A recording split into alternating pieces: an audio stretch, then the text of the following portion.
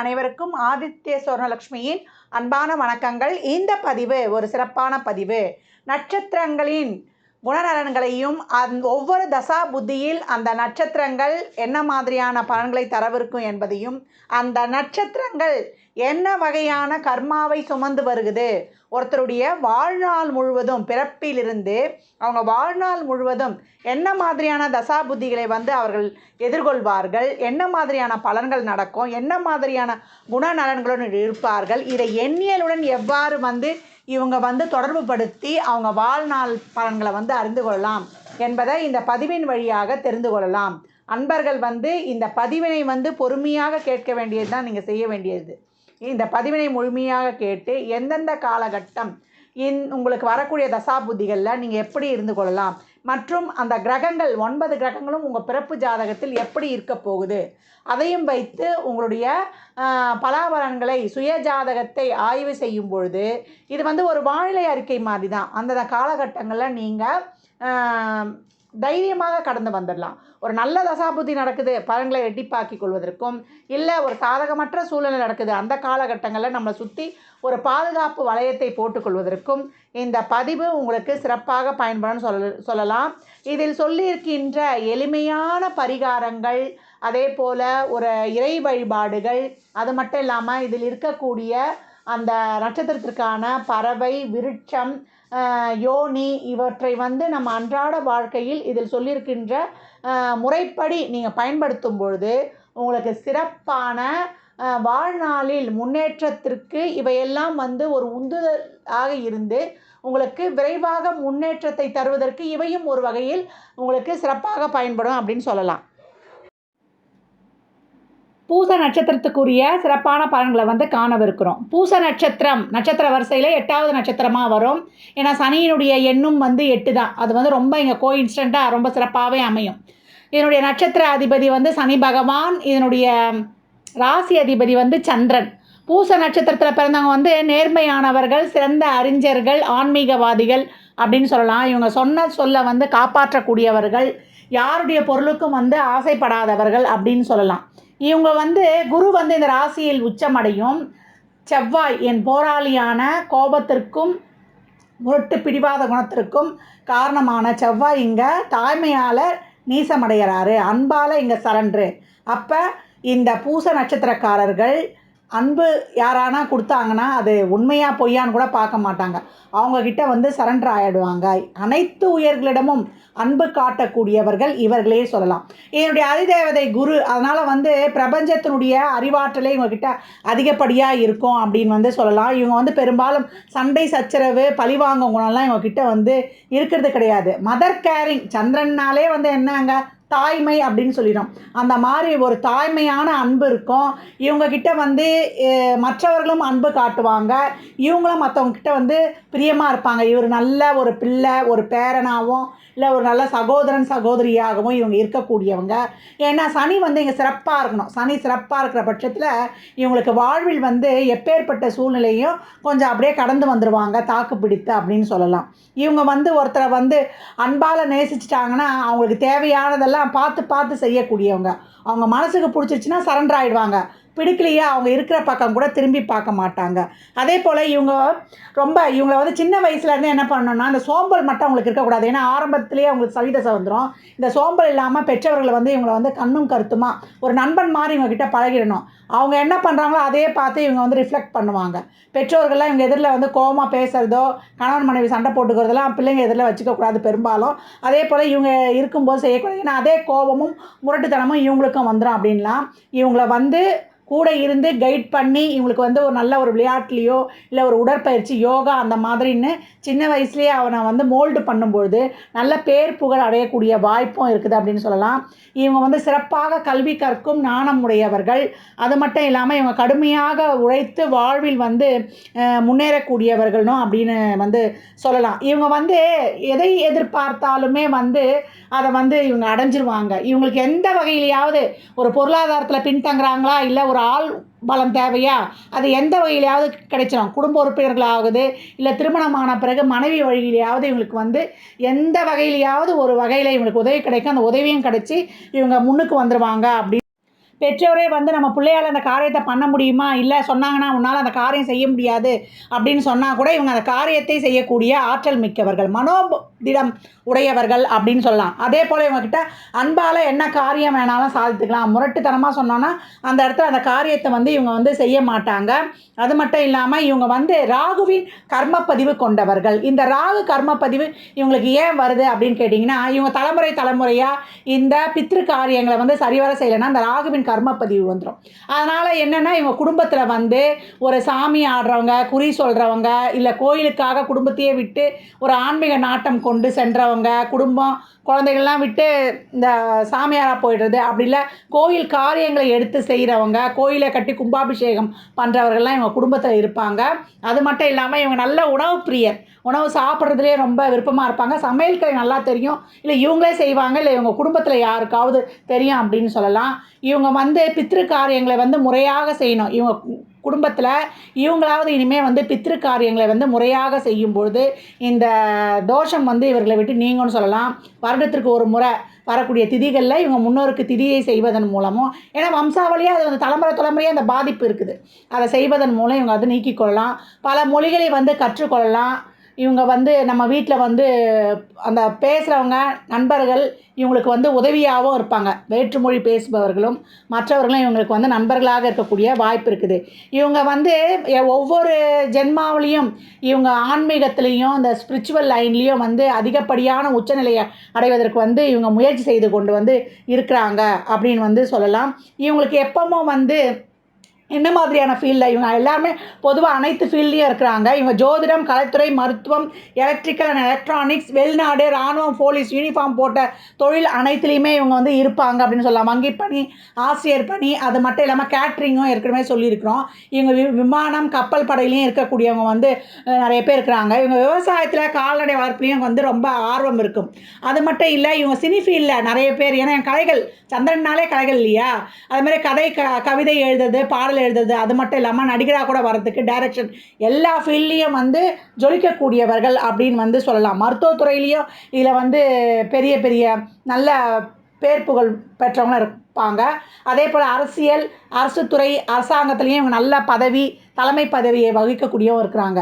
இந்த இதில் என்னன்னு கேட்டிங்கன்னா, இவங்க அந்த ராகு கர்மப்பதிவு இருக்கிறதுனால இவங்க பிறக்கிறது ஒரு இடம், இவங்க பூர்வீகத்தில் இருக்க முடியாது, தூரதேசம் போயிடணும். ஒன்று பிழைப்புக்காகவோ இல்லை படிப்புக்காகவோ பெரும்பாலும் வந்து இவர்கள் பெற்றவர்களை விட்டு இள வயதிலேயோ இல்லை ஒரு நடுத்தர வயதுக்கு அப்புறமோ இவங்க வெளியூரில் வாழக்கூடிய அமைப்பை வந்து ஏற்படுத்திடுது அப்படின்னு சொல்லலாம்.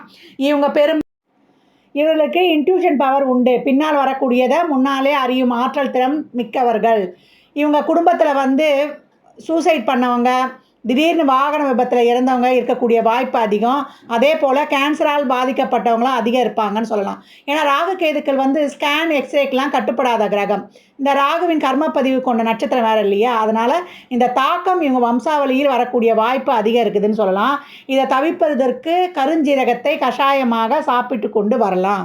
அது மட்டும் இல்லாமல் இவங்க வந்து வேற்று மொழியை கற்றுக்கொள்வதோ இல்லை வீட்டில் வந்து இந்த மந்திரங்கள், ஹோமங்கள், பூஜைகள் செய்வதன் மூலம் இவங்க வந்து இந்த தாக்கத்தை வந்து குறைத்து கொள்ளலாம் அப்படின்னு சொல்லலாம். இவங்களுக்கு வந்து ஷேர் மார்க்கெட்லாம் அந்தளவுக்கு வந்து சிறப்பாகவே இருக்காது. பொருளாதார ரீதியாக இவங்க வந்து ராகு வந்து இவங்களுக்கு பொருளாதார ரீதியாக சிறப்பாக இருந்து உயர்வை கொடுத்தாலும் பொருளாதாரத்தில் அந்த ராகுவே வந்து சிறப்பில்லாமல் ஆக்கிறதுக்கும் வாய்ப்பு இருக்குது, ஒரு தசாபுத்திலாம் சிறப்பில்லாமல் போனால். அதனால் அந்த ராகு சார்ந்த காரகங்களில் இவங்க பெருமளவு கவனமாகவே இருக்கணும் அப்படின்னு சொல்லலாம். இவங்களுக்கு வந்து பெரும்பாலும் இவங்க எதில் பாதிக்கப்படுவாங்க அப்படின்னு கேட்டிங்கன்னா, அடிவயிறு சம்மந்தப்பட்ட நோய்கள், தொடைப்பகுதி, பாதம், ஹார்மோன் குறைபாடுகள்லாம் கவனமாக இருக்கணும். உடலில் ஒரு சின்ன பிரச்சனைனாலும் கவனித்து கொள்வது வந்து இவங்களுக்கு ரொம்ப சிறப்பு. அது மட்டும் இல்லை, இவங்க வந்து ரொம்ப அமைதியாக இருந்தாலும் எந்த ஒரு பிரச்சனை, ஒரு இக்கட்டான சூழ்நிலைனாலும் அதை வந்து சிறப்பாக வந்து டேக்கிள் பண்ணுவாங்க அப்படின்னு சொல்லலாம். இவங்க ரொம்ப சுத்தமாகவும் இருப்பாங்க. அவங்க இருக்கிற இடத்தையும் சுத்தமாக வச்சுக்கணும்னு நினைக்கக்கூடியவங்க. அது மட்டும் இல்ல, எது அவங்க கையில கிடைச்சாலும் 4 பேருக்கு குடுத்துட்டு தான் சாப்பிடுவாங்க. இவங்க ரொம்ப சமுதாய பற்று, சமுதாய நோக்கோடு பேசக்கூடியவங்க. எந்த சட்டம்னாலும் அனைவருக்கும் சமம் அப்டின்னுவாங்க. அதனால வீட்ல இருக்கவங்களுக்கு ரொம்ப பயம். வெளில போய் இவரு என்ன பிரச்சனைய இழுத்துட்டு வர போறாரோன்னு. அதனால எந்த நேரங்கள்ல நம்ம எப்படி ஒரு சமுதாயத்திலலாம் பழகும்பொழுது, ஒரு சூழ்நிலைய அறிஞ்சு, ஒரு நெளிவு சுளிவா வந்துரணுன்றதுல கொஞ்சம் கவனமாக இருந்து கொள்ளணும். அது மட்டும் இல்லாம, இவங்க வந்து உடன் இருப்பவருக்கும், உறவுகளுக்கும் எந்த நேரத்திலயும், எந்த சூழல்லயும் உடனே போய் உதவி செய்யக்கூடிய மனப்பான்பு மிக்கவர்கள். தயவு தாட்சண்யம் வந்து நெறைய இருக்கும். கருணை உள்ளம் ஏற்கனவே இவங்க சந்திரனோட வீடு இல்லையா? தாய்மையும், கருணையும் வந்து அதிகம் காணப்படும் அப்படின்னு சொல்லலாம். குடும்ப தேவைகளையும் சரிவர பூர்த்தி செய்வாங்க. குழந்தைகளையும் ரொம்ப கேரிங்கா பார்த்துக்குவாங்க. அது மட்டும் இல்ல, இவங்க கலத்தத்துக்கிட்ட மனைவி கிட்ட வந்து அந்த அளவுக்கு வந்து ஒரு வெளிப்படையா எதையும் சொல்ல மாட்டாங்க. அதனாலேயே குடும்பத்தில பிரச்சனை வரும். அதனால கணவனாக இருந்தாலும், மனைவியாக இருந்தாலும் அந்த குடும்ப உறவுகள்கிட்ட வந்து நீங்க அனைத்தையும் பகிர்ந்து கொள்வது, உங்க குடும்ப வாழ்க்கை வந்து ஒரு சீரா எடுத்துட்டு போறதுக்கு அது உதவியா இருக்கும் அப்டின்லாம். பூச நட்சத்திரத்தின் நட்சத்திர அதிபதி சனின்னு சொல்லியிருக்கிறோம். ராசி அதிபதி சந்திரன். அதிதேவதை வந்து குரு. தேவதை வந்து பிரகஸ்பதி. விலங்கு வந்து ஆண், ஆடு. மரம் பார்த்தீங்கன்னா, அரச மரம். பட்சி வந்து நீர்க்காகம். இத வந்து நம்ம முறையா பயன்படுத்தும் பொழுது, அனைத்து விதமான காரியங்கள்லயும் நம்ம ஜெயித்து வந்துடலாம் அப்படின்னு சொல்லலாம். இவங்க யார் என்ன சொன்னாலும் வந்து நம்பிடுவாங்க. அன்ப காட்டுனா போதும். அது உண்மையா பொய்யான்னு கூட ஆராய மாட்டாங்க. அதனாலேயே இவங்க ஏமாந்து போறதுக்கு வாய்ப்பு அதிகமாக இருக்குது. இளமையில் வந்து அதிகப்படியா கஷ்டப்பட்டாலும், வாழ்வின் பிற்பகுதியில வந்து இவங்க அவங்களுடைய கடின உழைப்பாலும், அவங்களுடைய புத்தி சாதுரியத்தாலும் சம்பாரிச்சு நல்ல நிலைமைய அடைந்து விடுறாங்க. பூச நட்சத்திரக்காரர்கள் கடந்து வரக்கூடிய தசாபுத்திங்கன்னு பார்த்தீங்கன்னா, ஆரம்ப தசா சனி தசா. இந்த சனி தசா வந்து சிறப்பா இருக்கும்போது அவங்க நல்லா கல்விய கற்றுடுவாங்க. ஏன்னா, பெற்றோர்கள் வந்து துணையா இருக்கணும். அவங்களுக்கு கூடவே இருந்து வழிநடத்தும் பொழுது, நல்ல பேர் புகழ்லாம் அடைஞ்சிருவாங்க. இவங்க சோம்பல மட்டும் ஃபர்ஸ்ட்டு நீக்கணும். சோம்பல நீக்கணும். இறை வழிபாட்டின் மூலம் ஒரு சூரிய வழிபாடு, சூரிய காயத்ரிலாம் படிக்கும்பொழுது, அந்த காலகட்டம் வந்து சோம்பல் நீங்கி, நல்லா சுறுசுறுப்பா அடைந்து, அவங்க வந்து ஒரு பேர் புகழ் பெறக்கூடிய தன்மை, கல்வியில ஒரு ஞானம் வந்து அவங்களுக்கு ஏற்பட்டுடும். ஏன்னா, அதிபதியே வந்து குரு இல்லையா? அதனால கல்வி, கேள்வி ஞானம் சிறந்து விளங்கும். இதுவே சனி சிறப்பா இல்லன்னு வச்சுக்கோங்க, குடும்பத்த விட்டு பிரியறது, உறவுகள் வீட்ல போய் இருக்கிறது, இல்லன்னா நண்பர்களோட சேர்ந்து ஒரு வண்டி வாகனத்தில செல்லும்பொழுது, ஒரு விபத்து ஏற்படுறது, இது எல்லாமே நடக்கும். ஒரு பெற்றோருக்கு வந்து ஒரு பாதிப்பு ஏற்படுறது, அவங்களுக்கு ஒரு அனுகூலம் இல்லாத பலன்கள் நடைபெறது, இதெல்லாமே ஏற்படக்கூடிய வாய்ப்பு இருக்குது. கல்வியும் சரியா படிக்காம, ஒரு சோம்பல் நிலை வந்து ஏற்படும். இதெல்லாம் தவிர்ப்பதற்கு நம்ம இறை வழிபாட்டின் மூலம் இந்த தசைய வந்து கடந்து வந்துடலாம் அப்படின்னு சொல்லலாம். அதுக்கப்புறம் வரக்கூடியது புதன் தசா. இந்த புதன் தசா பார்த்தீங்கன்னா 17 வருடம். அப்ப 36 வயது வரைக்கும் இருக்கும். இப்ப இந்த புதன் தசா தான் இவங்களுக்கு கேள்வி ஞானத்த, புத்தி கூர்மைய, ஒரு நல்ல ஒரு மதிப்பு, மரியாதை, தொழில்ல வந்து ஒரு நல்ல நிலைமைக்கு போறது, ஒரு வெளிநாட்டு வேலை, ஒரு ஆஃபீஸ் நிர்வாகம், ஒரு அட்மினாக இருந்தாலும், ஒரு அரசாங்க பதவியாக இருந்தாலும், அதெல்லாம் போய் ஒரு நல்ல பொசிஷன்ல உட்காரக்கூடியதெல்லாம் இந்த புதன் தசா தான் தரப்போகுது. கல்வி ஞானம், கேள்வி ஞானம், ஒரு பொருளாதார வசதிலாம் இதுதான் தரணும் அந்த புதன் தசா தான். அது மட்டும் இல்லாம திருமணம், குழந்தை பாக்கியம் இதெல்லாம் இவங்களுக்கு இந்த காலகட்டம் ரொம்ப சிறப்பாகவே இருக்கும். புதன் சிறப்பாக இருக்கும் பொழுது, இவங்களுக்கு திருமண பொருத்தம் மட்டும் பார்த்து வைக்கணும் சிறப்பா. அத மட்டும் கொஞ்சம் செஞ்சுட்டா கொஞ்சம் சிறப்பாக இருக்கும். அது மட்டும் இல்லாம இவங்களுக்கு இந்த காலகட்டம் ஏதாவது ஒரு தொய்வு நிலை அடையிறாங்க. இதே ஒரு புதன் சிறப்பு இல்லாம அப்படின்னாலும், தசாபுத்திலாம் கொஞ்சம் இந்த புதனே சிறப்பா இருக்கும்பொழுது, ஒரு குடும்ப உறவுகள் மூலமா ஒரு சப்போர்ட் கிடைக்கிறது. அதன் மூலியமா கொஞ்சம் மேல வந்துருது. யார் வகையிலயாவது எப்படியாவது ஒரு சப்போர்ட் கிடைச்சு, இவங்க வந்து ஒரு ஸ்டேபிள் ஆயிடுறாங்க. இந்த புதன் சிறப்பாக இல்லன்னா, கொஞ்சம் நன்மை, தீமைலாம் கொஞ்சம் கலந்தே வந்து இருக்கும். கொஞ்சம் கவனமா இருக்கணும் அப்படின்னு சொல்லலாம். அதுக்கப்புறம் வர்றது கேது தசா. கேது தசா வந்து உங்களுக்கு 7 வருடம். அப்ப 36 வயதில வரும். அப்ப 43 வயசு வரைக்கும் இருக்கும். ஒரு சிலருக்கு வந்து இந்த வயதோட்டத்தின் அடிப்படையில இந்த 4 பாதம் இருக்குது இல்லையா? 30 வயதில வரும் இந்த கேது தசா. இந்த கேது வந்து சிறப்பா இருக்கும் பட்சத்தில இவங்க ஃபேமிலிய வந்து ஒரு நல்லா ஒரு பிக்கப் பண்ணிட்டு வந்துர்றாங்க. ஃபேமிலி, லைஃபு, பொருளாதாரம்லாம் ஒரு சிறப்பா இருந்துருது. இதே இந்த கேது சிறப்பில்லாம இருந்துச்சுன்னா, ஒரு உடல் உபாதை தர்றது, குடும்பத்தில ஒரு பிரிவு ஏற்பட்டுறது, இதெல்லாம் ஏற்படுது. அப்ப அந்த கேது தசால கொஞ்சம் கவனமாக இருக்கணும். அதுக்கப்புறம் வரக்கூடிய தசா பார்த்தீங்கன்னா, உங்களுக்கு சுக்கிர தசா. சுக்கிர தசா வந்து 43 வயசுல வரும். 20 வருடம். அப்ப 63 வயது வரைக்கும் இருக்கும். இது வந்து நார்மலான ஒரு தசை. இப்ப இது வந்து இப்ப ஒரு வயதோட்டத்தின் அடிப்படையில ஒரு சிலருக்கு வந்து 37 வயசுல வரும். அப்ப இந்த சுக்கிரதசா சிறப்பா இருக்கும்பொழுது ஏன்னா, இது சனியுடைய நட்சத்திரம். இவங்களுக்கு யார் லைஃப குடுக்கணும்னா, இந்த சுக்கிரன் தான் குடுக்கணும். இந்த சுக்கிரதசால நல்லா ஒரு வீடு, வாசல், தோப்பு, தொரவு, ஒரு பிள்ளைகளுக்கு ஒரு நல்ல ஒரு மகிழ்வு, அவங்களுக்கு தேவையான அ தேவைகளெல்லாம் அவருடைய தேவைகளை ஃபுல்ஃபில் செய்வது, பெற்றோர்கள வந்து நல்லா பார்த்துக்கிறது, கணவன் மனைவிக்கிடையே ஒரு நல்ல பாண்டிங் இருப்பது, இதெல்லாம் இந்த சுக்கிரன் சிறப்பா குடுத்துருவாரு. இதே இந்த சுக்கிரன் சிறப்பா இல்லன்னா, இந்த எமோஷனல் பாண்டிங்கா எங்கேயாவது போய் மாட்டிக்கிட்டு, இந்த சுக்கிரதசை தான் நல்ல பொருளாதார வரவையும் தரும். இவங்க தேவையில்லாம இந்த எமோஷனல் பாண்டிங்ல ஏன்னா, அறிவு சார்ந்து எடுப்பத விட இவங்க மனசு சார்ந்த டிசிஷன் எடுத்துறக்கூடாது. அப்ப அது தொழிலும் சரி, இவங்க பொருளாதாரமும் சரி அதிகப்படியா இங்க சரிவு நிலையே பார்த்துரும் அப்படின்னு சொல்லலாம். அதனால எமோஷனல் பாண்டிங்க கொஞ்சம் கண்ட்ரோல் பண்ணிக்கணும். அதுக்கப்புறம் வந்து இவங்களுக்கு வரக்கூடிய தசா வந்து பார்த்தீங்கன்னா, சூரிய தசா. சூரிய தசா எந்த வயதில வரும்னா, 63 வயதில வரும் சூரிய தசா. இது 9 வருடம். அப்ப 69 வயசு வரைக்கும் வரும். ஒரு சிலருக்கு வந்து 57 வயசுல வரும். இந்த சூரியன் சிறப்பா இருந்துச்சுன்னா, உங்களுக்கு அப்படியே நார்மலா லைஃப் போயிடும். இதே வந்து ஒரு சூரியன் சிறப்பு இல்லன்னா, அந்த காலகட்டம் உடல்நிலையில கொஞ்சம் கூடுதல் கவனம் தேவை அப்படின்னு சொல்லியாச்சு. இதே ஒரு அப்பாவா இருந்தாலும், ஒரு அப்பா கிட்ட ஒரு வாக்குவாதம்லாம் ஏற்படுறது, ஒரு அப்பாவின் உடல்நிலையே சரியில்லாம இருக்கிறது, அந்த மாதிரி ஒரு நிலைமைய குடுத்துரும். அடுத்து வரக்கூடியது பார்த்தீங்கன்னா, சந்திர மகாதசை. இந்த சந்திர மகாதசை என்ன பண்ண போகுது? 69 வயதில வரும். 10 வருடம் 79 வயது வரைக்கும். இதே வந்து வயதோட்டத்தின் அடிப்படையில் ஒரு சிலருக்கு வந்து 63 வயசுல வரும். அப்ப 73 வயசு வரைக்கும் இருக்கும் இந்த சந்திர மகாதசை. இந்த சந்திர மகாதசை வந்து ராசி அதிபதியே தசை நடத்துவாரு. இவங்க வந்து ஒரு சிலருக்கு வந்து முற்பகுதியில வந்து ரொம்ப எதுவும் நடக்கல அப்படின்னு சொல்லும்பொழுது, இந்த சந்திரன் சிறப்பாக இருக்கும்பொழுது, இந்த சந்திர தசால ஓடி ஓடி சம்பாரிப்பாங்க. ஏற்கனவே இவங்க பிரயாணத்து மேல ரொம்ப ஈடுபாடு உடையவங்க. ஏற்கனவே ஜோதிடம் வரும், ஆன்மீக நாட்டமும் உடையவங்கன்னு சொல்லியிருப்போம். இவங்க பேச ஆரம்பிச்சாங்கன்னா நான் ஸ்டாப்பா பேசுவாங்க. அதனால இந்த ஆன்மீக நாட்டம், ஒரு உபதேசம், ஒரு சொற்பொழிவு, இந்த ஆன்மீக சொற்பொழிவு மூலியமா சம்பாதிக்கிறது, ஜோதிடத்தின் மூலியமா சம்பாதிக்கிறது, ஒரு சிலர் ஒரு செகண்ட் வேலை வாய்ப்பா அத வச்சுக்குவாங்க. அந்த மாரி சம்பாதிக்கக்கூடிய வாய்ப்பு, ஓடி ஓடி சம்பாதிக்கக்கூடிய வாய்ப்பு.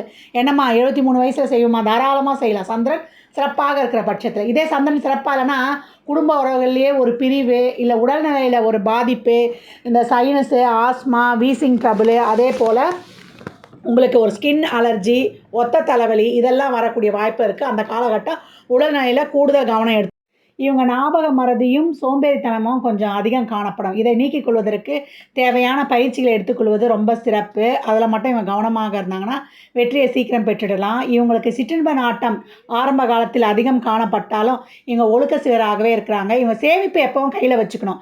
இதுதான் இவங்களுக்கு வந்து தைரியத்த குடுக்கும். ஏன்னா, பிள்ளைகள வளர்த்தேன், மனைவிய வந்து நான் பார்த்தேன், யாரும் என் மேல பாண்டிங்கா இல்ல. இன்றைக்கு என் தேவையை பூர்த்தி செய்யக்கூட ஆட்கள் இல்லையே என்று வருந்தக்கூடாது. ஏன்னா, சேமிப்புன்னு இருக்கும்போது அது நமக்கு பலத்த குடுத்துரும். அது மட்டும் இல்ல, பெரும்பாலும் இந்த ராசிகள்ல வந்து எந்த நிலையில இருந்தாலும், இப்ப சனி, ராகுலாம் சிறப்பாக இருக்கிற பட்சத்தில, பெரும்பாலும் சிறப்பாகவே கடந்து வந்துடுறாங்க. இவங்களுடைய பொருளாதார தேவையோ, இவங்களுடைய எப்பேற்பட்ட தேவைகளையும் அது வந்து ஒரு உடல் உழைப்பாக இருந்தாலும் சரி, ஒரு கருத்து சொல்லி அவங்களுக்கு ஆலோசனை சொல்றதாக இருந்தாலும் சரி, எந்த உதவியும் இவங்களுக்கு வந்து கிடைச்சிருது, இவங்களுக்கு ஃபுல்ஃபில் ஆயிடுது அப்படின்னு சொல்லலாம். இவர்களை சார்ந்து இருப்பவர்கள், இவர்களுக்காக வந்து ஈடுபட்டு, இவங்கள வந்து பராமரித்து, இவங்களை வழிநடத்தும்போது, அது பெற்றோராகவும் இருக்கலாம், இவங்க உறவினர்களாகவும் இருக்கலாம். அந்த மாதிரி இவங்களுக்கு வந்து ஒருத்தர் உடனிருந்தே இவங்கள வந்து வழிநடத்தும்பொழுது, இவங்க வந்து பட்டை தீட்டிய வைரம் போல ஜொலிக்க ஆரம்பிச்சுடுறாங்க அப்படின்னு சொன்னா, அது மிகையே கிடையாது. இவங்க வந்து சனியோட நட்சத்திரத்தில பிறந்திருக்கிறதுனால, இவங்க வந்து நீண்ட ஆயுளை கொண்டவர்களாக, தீர்க்காயுள் கொண்டவங்க அப்படின்னு சொல்லலாம். பூச நட்சத்திரக்காரர்கள் செய்ய வேண்டிய எளிமையான வழிபாடு பரிகாரங்கள் என்னன்னு கேட்டிங்கன்னா, வள்ளலாகிய முருகப்பெருமானை வழிபடுவது. பழனி முருகனை வழிபடும் பொழுது பூர்வ புண்ணிய தோஷங்கள் அனைத்தும் நீங்கும். உங்களுக்கு நற்பலன்கள் வந்து அதிகப்படியாக நடக்கும். குருவாகவே வீற்றிருக்கும் ஜெயந்திநாதனை வழிபடும் பொழுது, வியாழக்கிழமை தோறும் வந்து நம்ம திருச்செந்தூர் முருகனை வழிபடும் பொழுது உங்களுக்கு வாழ்வில் வெற்றி கிடைக்கும். செவ்வாய்க்கிழமை தோறும் நீங்க பழனி முருகனை வழிபடலாம். இந்த இருவரையும் வழிபடும்பொழுது ஏன்னா உங்களுக்கு யோகாதிபதியே செவ்வாய் தான் வருவாரு. அதனால உங்களுக்கு அனைத்து விதமான நற்பலன்களும் கிடைக்கும்னு சொல்லலாம். பெருமாள் வழிபாடு உங்களுக்கு வாழ்வில் ஏற்றத்தை தரும். உங்களுக்கு அம்பாள் வழிபாடு, ஒரு அம்பாள் வழிபாட வச்சுக்கணும். ஏன்னா பூச நட்சத்திரம் வந்து அம்பாளுக்கு வந்து உரிய நட்சத்திரம். அந்த அம்பாள் கேட்டவுடனே தாய் அல்லவா, கேட்டவுடனேயே குடுத்துருவா. அதனால பௌர்ணமி தோறும் அம்பாளை வழிபடுவது உங்க வாழ்வில் ஏற்றமான பலன்களை தரும்னு சொல்லலாம். உங்க கர்ம வினைகளை நீக்கப் போவது யாருன்னா, நம்ம சனீஸ்வர பகவான் தான். அதற்குரிய ஸ்தலங்கள், பாடப்பெற்ற ஸ்தலங்கள்லாம் திருநள்ளாறு, நம்முடைய குச்சானூர், திருக்கொள்ளிக்காடு இதெல்லாம் சென்று வருவது ரொம்ப சிறப்பு. நம்ம திருநள்ளாறு போனால் தர்பாரண்யேஸ்வரரை வணங்க வேண்டும். அவர் தான் மூலவர். கலெக்டரை பார்த்து தான் நம்ம மனு கொடுத்துட்டு வரணும். அப்போ தான் நம்ம பிரச்சனைகள்லாம் தீர்த்து வைப்பார். நேரம் கிடைக்கும்போது நீங்கள் காளஹஸ்தி, திருநாகேஸ்வரம் சென்று வருவது உங்கள் நவகிரக தோஷங்கள் அனைத்தையும் போக்கும் அப்படின்னு சொல்லலாம். கோயிலுக்கு தீபம் ஏற்ற நல்லெண்ணெய் வாங்கி தருவது மாதத்தில் ஒரு தடவை உங்களால் முயன்ற அளவு இயன்ற அளவு செக்கில் ஆட்டின எண்ணெயை வாங்கி கொடுத்துருங்க. அது மட்டும் இல்லாமல் அபிஷேகம் பண்ணும்பொழுது அந்த நல்லெண்ணெயில் அபிஷேகம் பண்ணி அதை எடுத்துகிட்டு வந்து வைத்து நீங்கள் உணவில் சேர்த்து சாப்பிடும்பொழுது உங்களுக்கு சிறப்பான பலனை தரும். ஏழை எளியவருக்கு வறியவருக்கு உங்களால் இயன்ற முயன்ற உதவிகளை நீங்களாகவே போய் செய்யும் பொழுது உங்களுக்கு சனீஸ்வர பகவான் சகல விதமான சம்பத்துகளையும் உங்களுக்கு வாரி வழங்குவார். அதே போல் கர்ப்பிணி பெண்கள், கணவனால் கைவிடப்பட்டவர்கள், விதவைகளுக்கெல்லாம் உங்களால் முயன்ற இயன்ற உதவிகளை தாராளமாக செய்யுங்க. அங்கே ராகு பகவானை உங்களுக்கு பாசிட்டிவாக ஆக்டிவேட் ஆகிடுவாங்க. ஜீவசமாதி வழிபாடு செய்யணும். ஏற்கனவே உங்களை தெரியாமல் நீங்கள் செஞ்சுக்கிட்டு இருப்பீங்க. அந்த மாதிரி உங்களுக்கு ஒரு ஜீவசமாதி வழிபாடு வைத்துக்கொள்வது சிறப்பு. வியாழந்தோறும் ஒரு மகானை வச்சுக்கிட்டோன்னா அவர் தான் நம்ம கர்ம வினைகளையே நீக்க போகிறவர். தெய்வத்தை காட்ட போகிறவரும் நம்மளுடைய குரு தான். அதனால் குரு வழிபாடு வைத்துக்கொள்வது உங்களுக்கு மிகவும் சிறப்பு. உத்திராட்சம் அணிந்து கொள்ளலாம். இந்த எளிய வழிபாடுகள்லாம் பின்பற்றி உங்கள் வாழ்க்கையில் சிறப்பான பலன்களை அடையலாம். ஒவ்வொரு தசா புத்தியிலையும் என்ன மாதிரியான பலன்கள் நடக்கவிருக்கு என்பதை உங்கள் சுய ஜாதகத்தை வைத்து நீங்கள் இங்கே சரிபார்த்து கொள்ளலாம். இதில் சொல்லியிருக்கின்ற அனைத்து விதமான எளிமையான வழிபாடு பரிகார முறைகளை பின்பற்றி நீங்கள் வாழ்நாள் முழுவதும் சிறப்பாக இருப்பதற்கு என் மனமார்ந்த வாழ்த்துக்களை தெரிவித்துக் கொள்கிறேன். உணவில் நீங்கள் அதிகப்படியாக முருங்கைக்கீரை, காய், ஆரஞ்சு பழம், அத்திப்பழம், விட்டமின், மினரல்ஸ் இதெல்லாம் எடுத்துக்கொள்ளணும். உங்களுடைய விருட்சம் அரச மரம். அரச மரத்தை நீங்கள் வழிபடணும். கிராமங்கள்லாம் பார்த்தீங்கன்னா அரச மரமும் வேப்ப மரமும் இணைந்திருக்கும். அதற்கு கீழே நாகர்கள் சிலையெல்லாம் இருக்கும். அந்த நாகர்கள் சிலையை அபிஷேகம் பண்ணி அதற்கு மஞ்சள் குங்குமம்லாம் இட்டு வழிபடும்பொழுது கண்ணுக்கு தெரியாத அனைத்து விதமான தோஷங்களும் நீங்கும்னு சொல்லலாம். உங்களால் முடியும் போதெல்லாம் இயலும்போதெல்லாம் உங்களுக்கு அனுமன் சாலிசா, அனுமன் காயத்ரி, சூரியன் காயத்ரி, ஆதித்ய இருதயம் இதையெல்லாம் சொல்லலாம். இல்லை நீங்கள் இதை கேட்கலாம். கேட்கும்போது உங்களுக்கு அபரிமிதமான நன்மைகள் நடைபெறும். பூச நட்சத்திரத்துடன் இந்த எண்ணியல் எப்படி சிறப்பாக இணைவு பெறுது அப்படின்னு பார்க்கும்பொழுது பூச நட்சத்திரத்துக்குரிய அதிபதி சனி பகவான். இந்த சனீஸ்வர பகவானுக்கு எண்ணியலில் 8 என்ற எண் தரப்பட்டிருக்குது. இந்த 8ஆம் எண்ணுக்கு 2 நட்பு எண்கள் இருக்குது. அது 6, 9. இந்த 8, 6, 9 இந்த பூச நட்சத்திரத்துடன் வாழ்நாள் முழுவதும் தொடர்ந்து பயணிக்கும்.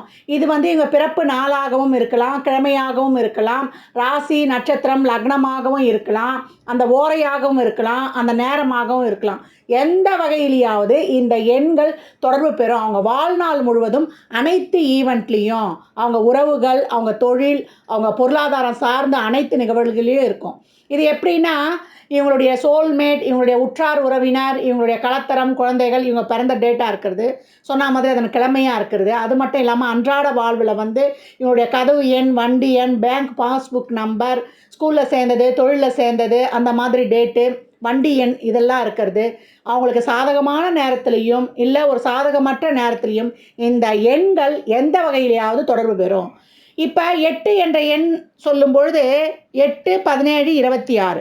6 என்ற எண் சொல்லும் பொழுது 6, 15, 24. 9 என்ற எண் சொல்லும் பொழுது 9, 18, 27. இந்த எண்கள் தான் அவங்க வாழ்நாள் முழுவதும் தொடர்ந்து பயணித்து கொண்டே வரும். அதில் பிறந்தவர்கள், அதை சார்ந்த நிகழ்வுகள் இவங்க லைஃப் லாங்காக இருக்கும். இதை நீங்கள் பொருத்தி பார்க்கும்போது ரொம்ப அமேசிங்காக இருக்கும். இந்த எண்கள் உங்கள் பிறப்பு ஜாதகத்தில் எதை தர பாக்கியதப்பட்டிருக்கு என்பதை அறிந்து உங்கள் உறவுகளுக்கா, உங்கள் தொழிலுக்கா, உங்கள் பொருளாதாரத்துக்கா நடக்கக்கூடிய தசா புத்தியையும் இணைத்து நம்ம சிறப்பாக ஒரு நியூமராலஜி படி ஒரு பெயரையும் வைத்து செயல்படும் பொழுது நமக்கு பாசிட்டிவாக இருக்கும்பொழுது அதிகப்படியான பலன்களும், ஒரு சாதகமற்ற நிலையின் பொழுது நம்மளை பாதுகாத்து கொள்வதற்கு அதுவே ஒரு கேடயமாகவும் சிறப்பாக செயல்படும். இந்த எண்ணியல் அவ்வளோ அமேசிங்காக ஒரு வேலையை செய்யும்.